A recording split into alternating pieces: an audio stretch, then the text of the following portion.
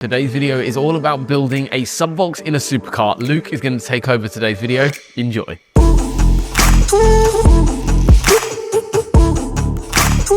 The manual. The other method is more mathematical. The subbox just performs so much better.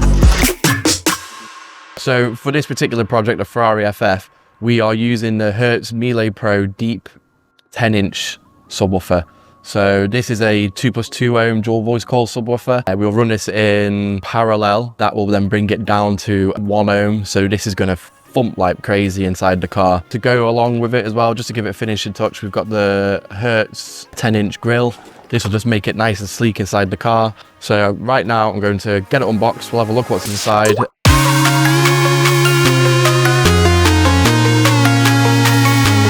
Okay, so first things first, with every single subwoofer we build, the manual. Now, obviously we remember most of the literage, so the literage of each sub enclosure matters a lot. So if you build one too small, it's going to suffocate the sub. If you build a sub box which is far too big, it's just not going to perform very well at all. So you always have to build it to like the manufacturer's specifications. In this case, for this one, it is 17 liters. So the methods used will be able to move over to, I don't know, a Golf or a Porsche or whatever the subwoofer will be fitting into. You'll be able to do that across all of them. So yeah, so always double check with the manufacturer specs, because each one is different, whether we've got a deep mounted, shallow mounted, 10-inch, 12-inch, 8-inch, it changes across all the board. And also whether it's a reflex, which in this case ported, or a sealed one. Now we're going to be doing a sealed one, hence why it's only 17 liters. If it was a ported version, it's 24.5, if I think right off memory. But yeah, we're doing a sealed enclosure because we haven't got that sort of room inside the car. So we'll go through that. We'll take this downstairs and we'll start getting everything measured out.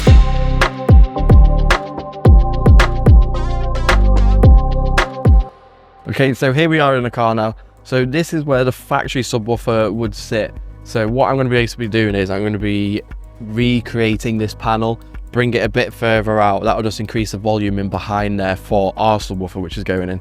So if I just pull this out and then show you what it looks like in behind, as you can see, there's quite a lot of room behind here, but there's not enough for the 24.5 liters for a ported subwoofer enclosure. So we're going to stay sealed. That is 17 liters. The paneling will come roughly level with the factory panel here. It will sit down nicely. We won't have to cut away anything of the floor. It's not going to impede in the floor where it's going to need to be flipped up for the little tool tray which is below. So yeah, I'm going to get some panels cut out to basically stick in little places, and I'll show you how it's done. Before we get ahead of ourselves and get in the woodroom, we need to get this car protected. So we just need to tape everything up, protect all the components inside, and then that way when we create our mold in there as well, we can easily have it popping in and out without destroying any of the inside of the car.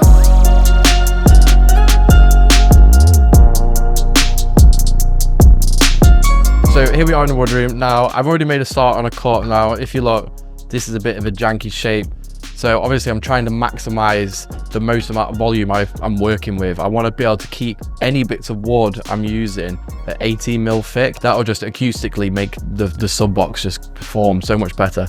So to get them sort of shapes, I literally just use some cardboard. I just stuff it in the corners, make a cut around, and then use that as a template then to transfer onto here. So I'm going to carry on with a few more templates, then we'll start doing some test fits, and then we're going to start doing some fiberglassing and get all them nooks and crannies all filled in so it's nice and neat.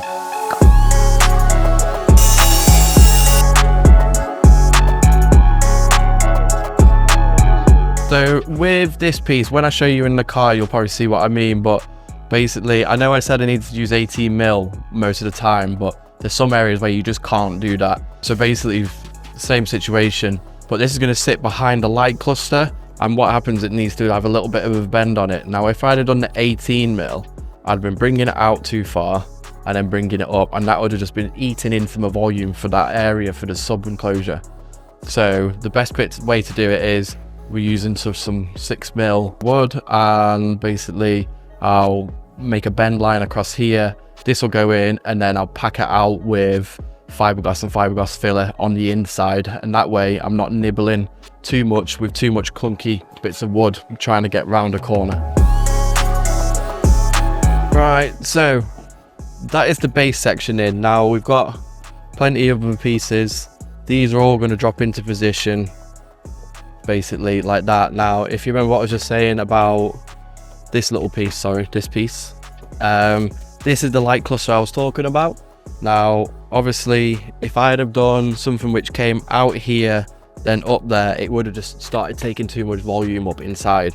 I meant I'd have to keep bringing the subwoofer itself further out to keep counteracting the volume lost from doing that. So when I have this sheet of 6mm here, basically it's just going to drop in, and that just takes a lot less up, and then I will effectively just basically use a load of fiberglass filler just to bulk that up so we don't lose any performance.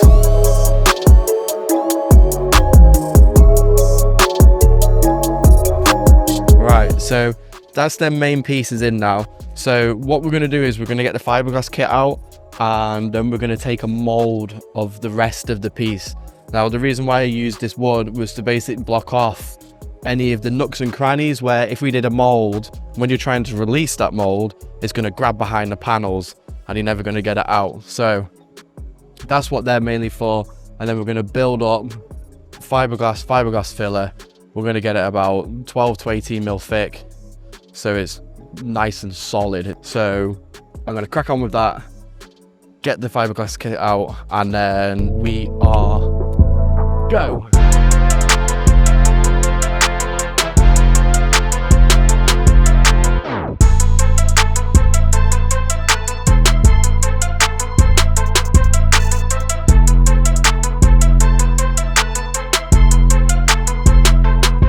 Here we are the next day. Now I've done a few layers on this, not too many. I need to give it still a little bit of flex just so I can get it to release out nicely.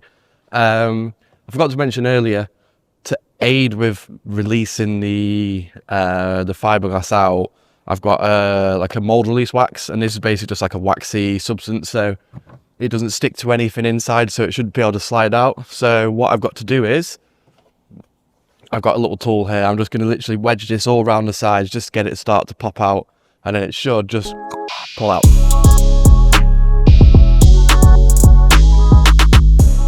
Now that's released, the next step is to basically get all these edges trimmed off, where I've just literally, this is just so I had something to grab hold of to pull it out initially. Get some stuff packed out from the inside. Also on the rear, I'm going to get obviously all this lot all sanded back a bit smoother, filled in all the gaps, and make this whole rather wonky looking box, shall we say, into a lot smoother surface. So it does make it look nice and neat, so if it was ever removed, it looks smart when it comes out. So I'm going to crack on with that, and then next time I will show you how I'm going to double check the volumes of this box.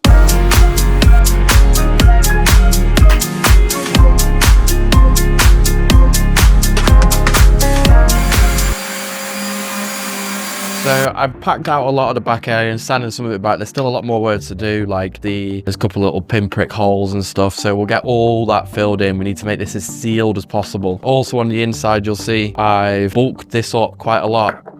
That is sounding solid now. So still probably going to put a bit more on there. It's probably about 12mm thick so far, something like that. So we'll go a bit more. Now, I mentioned earlier about subbox volume. So there's plenty of ways you can do it. There's the water method, and basically you'd fill it with water, then that'll tell you how many liters you've got. The other method is more mathematical.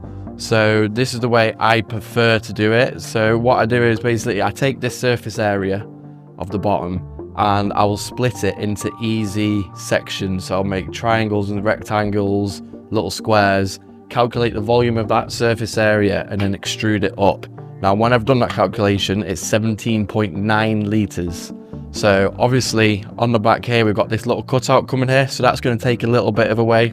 So I'm probably about there. I'm going to get the actual measurements for this, calculate the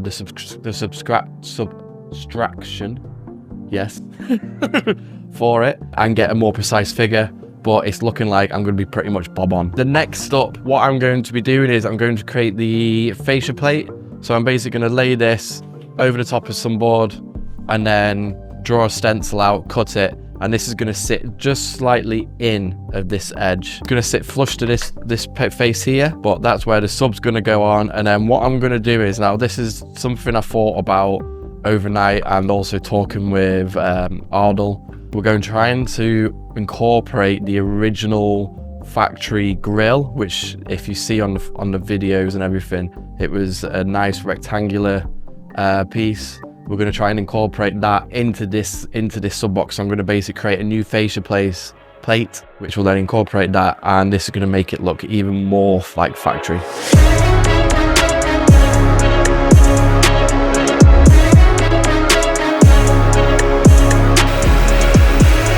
Right, I've got this now cut out, so this is the faceplate. Basically, this is going to drop just inside there. I'm going to get this all fixed in, all filled in around all these edges, so it's nice and sealed.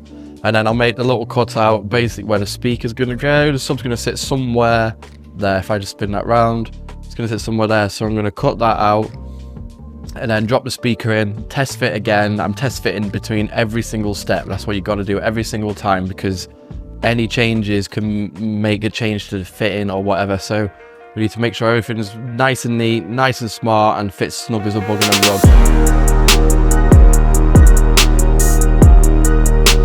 Abin is off.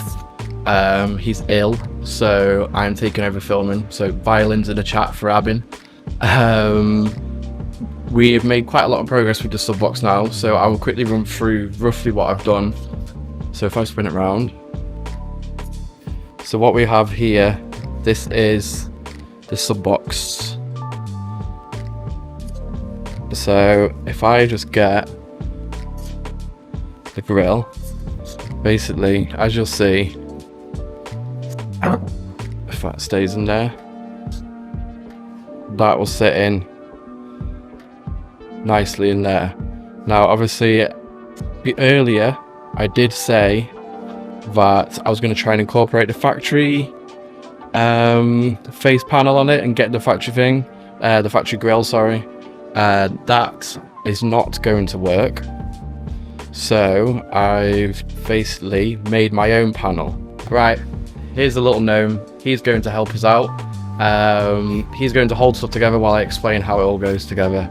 So if we, Steve, if you can just put this in there, this panel, and this panel will then sit over the top. Yep.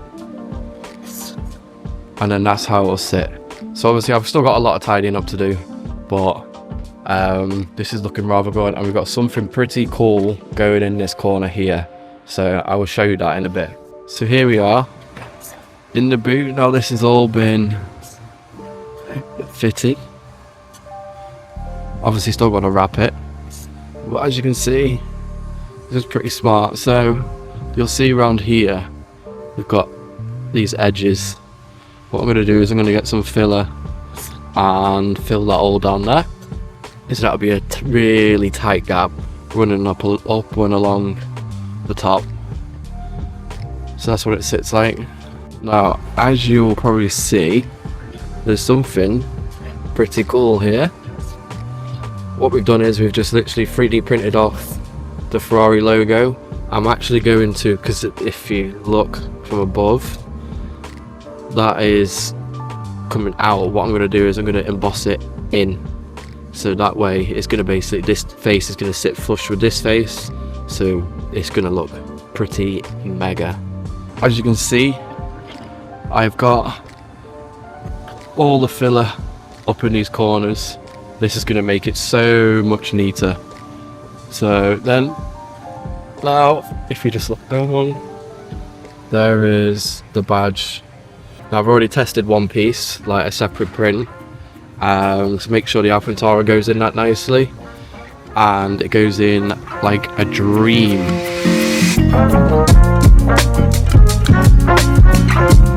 Back upstairs, Abin the boy is back. Now, I've already wrapped the front of the sub enclosure itself. This is just in carpet. It just looks a lot neater. It's also going to stop any vibrations when the panel, which we've made, goes into position. This is going to be wrapped in Milano. I've already done a little test piece for the Ferrari badge to make sure the Milano tucks in there really nice and it fits like a dream. So let's go ahead, get this panel wrapped, and we can start installing it in the car.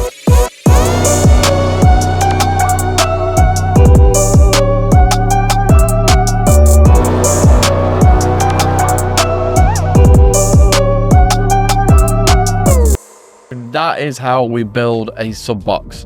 Now, obviously, I've still got to get it in the car, and also this panel will sit a lot more flush. It's in a press fitting at the minute, so I don't want to push it in now and have to wrestle it back out for no reason. So that'll go in, that'll fit all nice and snug.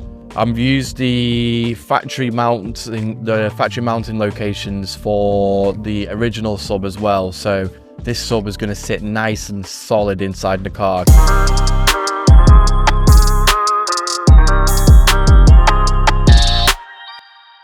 So that is the sub box in and the fascia plate on. Now this is looking, in my opinion anyway, smart AF. So it also sounds incredible, it thumps like mad, and I'm so happy with it. Remember, there's always different styles you can do with sub boxes, so it doesn't have to naturally stay like this. You can do all sorts of different versions of it, but this is what fits perfectly in the car in my opinion. So yeah.